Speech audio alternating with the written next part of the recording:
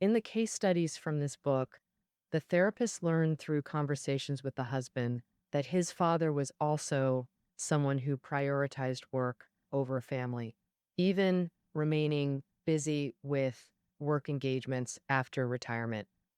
On the other hand, the father was a very domineering figure. The husband never dared express his true desires or thoughts. Growing up in such an environment left the husband emotionally inhibited in his expressions. Thus, he habitually withdrew from interpersonal relationships through work. The wife's family background paints a different picture. Her household was primarily supported by the mother, while the father spent most of his time reading and only worked occasionally. The mother often grew furious at the father's constant idleness. The wife strongly identified with her mother's contributions to the family, while the father, fearing the mother's temper, kept trying to please her even into adulthood, leaving the wife, with both anger and helplessness toward her father. Growing up in this environment made the wife desperately crave emotional attention and validation. As you can imagine, these two created a vicious cycle. The wife felt increasingly frustrated by the husband's lack of response, leading to more efforts that only deepened her disappointment. The breaking point came when she realized even their eldest daughter was avoiding her, finally triggering her outburst toward the child. At this point, we might wonder, how did two people from such different backgrounds end up together? The answer still lies in their family origins. The wife later realized she chose a workaholic husband precisely because her own father lacked career dedication, someone she resented and disapproved of. Thus, she sought a man fundamentally different from her father. At this point, we've fully mapped both partners' behavioral patterns. This reveals how their original family dynamics intertwine with their new marital family. Broadly speaking, we unconsciously transplant relational patterns from our original families into new relationships. Why do these dysfunctional patterns transmit across generations?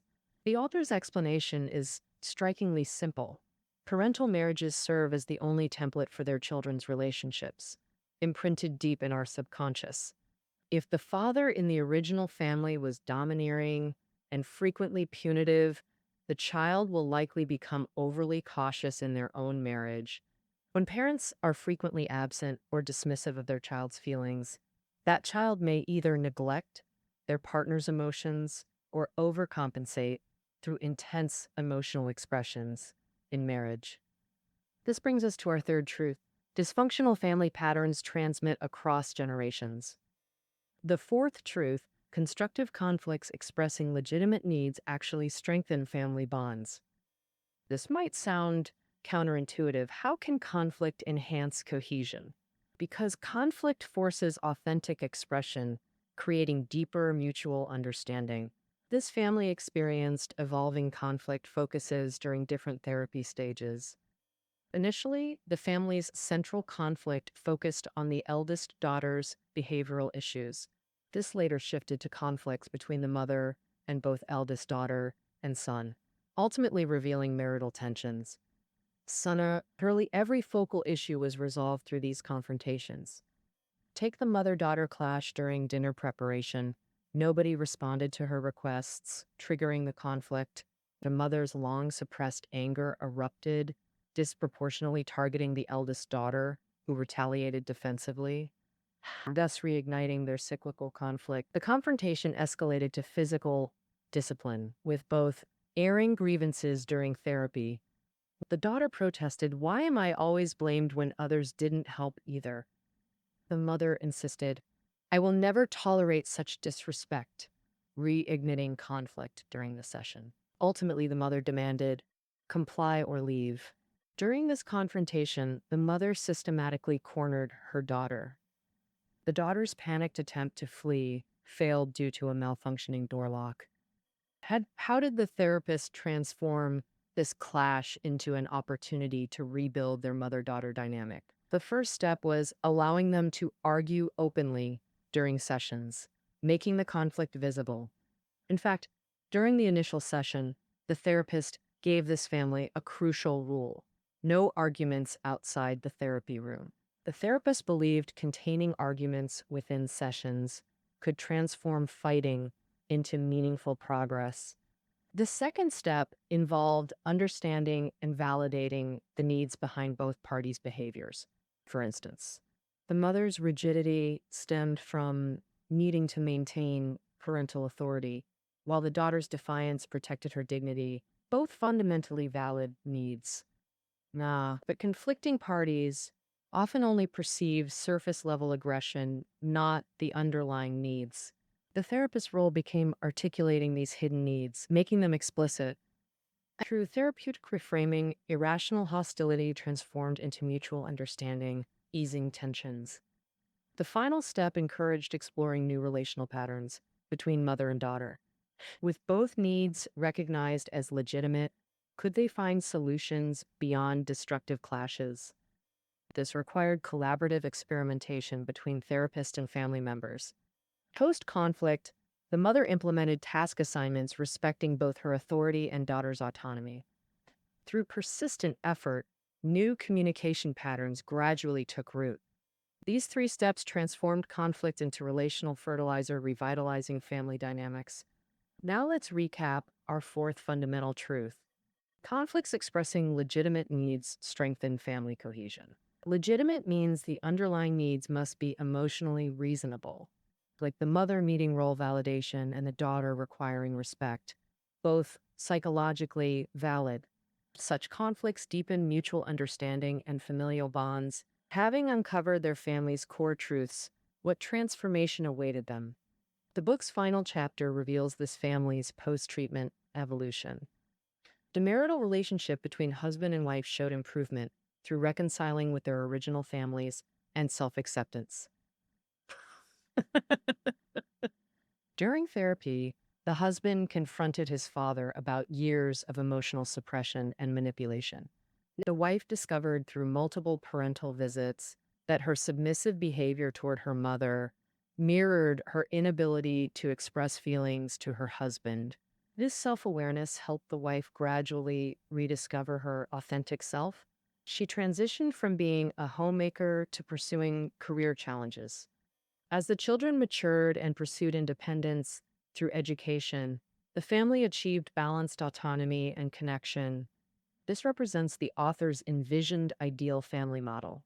How do we build such families? We now explore the book's second section.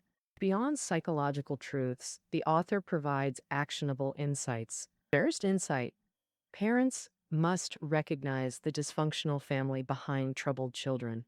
For instance, parents agonizing over internet addiction often miss their child's unmet emotional needs. They fail to see the child's digital escape compensates for real-world parental neglect. Arbor metaphor with ecological awareness.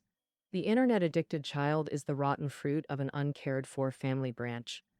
Merely removing bad fruit while ignoring twisted branches ensures recurring dysfunction. True health requires pruning distorted branches through holistic family care. Second insight: parents must prevent child involvement in marital conflicts. As discussed earlier, couples often triangulate children to stabilize relationships. Children become scapegoats trapped between conflicting parents. This emotional crossfire creates devastating psychological impacts on children. The son's breakdown stemmed from parental discord over bedtime rules. Mother insists, "Go to bed now," while father counters, "You can manage your own schedule." When parents left the decision to their son, who feared disappointing either parent, it triggered an emotional breakdown and renewed family crisis. The third insight: building healthy families requires interrupting dysfunctional patterns, generational transmission. How do we implement this concretely? Drawing from this book and clinical experience, I propose two methods, starting with self-awareness. If your family struggles, examine your behavioral patterns in these conflicts. Ask, does this mirror relationship dynamics from your original family?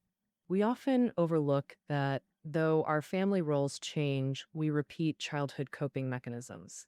Yet we apply identical behavioral templates to new environments. Simply recognizing this pattern completes half the transformation. Secondly, contextualize parental behavior within their limitations and historical circumstances. Understand their actions made sense through their perspective. Children struggle because they idealize parents. Discovering parental flaws brings painful disillusionment. Yet, accepting parental limitations allows liberation from their negative influence. The final insight: establish functional communication systems for healthy families. From communication theory perspective, family conflicts represent distorted connection attempts. A wife's anger might scream, "I need your attention," beneath the rage. A mother criticizing grades may truly mean, "I believe in your potential." Scolding a risk-taking son often translates to, "I fear for your safety." Thus, family conflicts often conceal benevolent intentions, but these good intentions get expressed through harmful communication patterns. How can we establish communication systems that authentically express intentions without causing harm? The key lies in articulating benevolent motives through non-aggressive language. What if you need to communicate but feel emotionally charged? Pause to cool down, then craft messages ensuring recipients' comprehension. When feeling attacked, first decode the unmet need behind aggression. Respond by validating their need through palatable language. Simultaneously articulate how their approach affects you. This mirroring technique reveals both understood needs and unintended harm, thus transforming conflict into deeper connection opportunities. Our interpretation now reaches its conclusion. Let's revisit key insights from the family crucible. Through therapeutic case studies, we uncovered 4 psychological truths behind family issues. 1. Family dysfunction manifests through individuals. 2. Conflicts mask systemic issues. 3. Generational pattern transmission. 4. Constructive conflicts strengthen bonds. We distilled methods for healthy families: parental awareness, direct conflict resolution, and child protection. Additional psychological strategies: interrupting generational patterns and building functional communication. May this analysis help you forge healthier family dynamics. Find reading notes below the audio. See you tomorrow.